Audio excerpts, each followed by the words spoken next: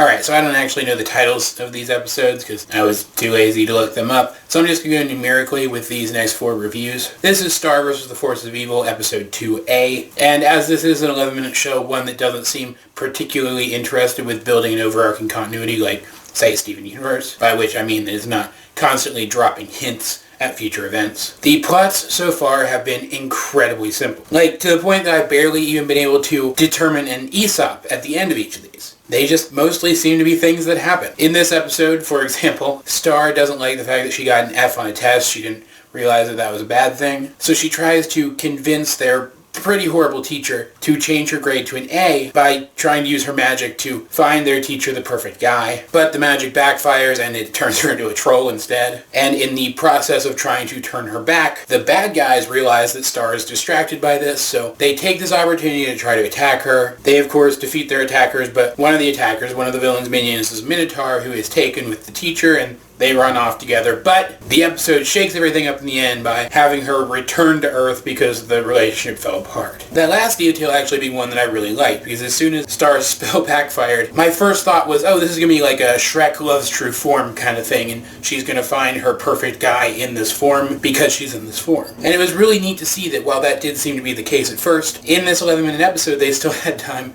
to work in a subversion of that. This is primarily a fantasy series, and it's nice to see that in this fantasy series they're acknowledging that love at first sight isn't really a thing. But overall, I don't have that much to say about this episode. It was interesting, the animation was really good, the voice acting was really good. I find the villain to be very amusing. There were a lot of scenarios in this episode that made me laugh. And one of the things that this show is consistently good at portraying is the fact that Star's a little badass. Like, they say at the end that her big explosive attack didn't kill the one minion guy, but I'm pretty sure that it did. Point is, kid's got a lot of power to her. And I also want to point out that the villain's plot in this episode, attacking specifically because he thinks that this problem that Star has is inconveniencing enough to her that his plan will be able to sneak by her, is such a Sailor Moon plot. That is such the kind of silly thing that the villains in Sailor Moon would have tried to push for. I'm talking of the aspects of Sailor Moon that I have familiarity with, that being the English dub of some of the earlier episodes, but still, my point stands. Overall, there wasn't much to this one, but it was still a lot of fun, and I enjoyed watching it. Oh, and before I forget, it did not sneak past me that we got a couple of early reveals of other characters in this episode, characters who I assume are going to be important down the line. We met a couple of Marco's friends who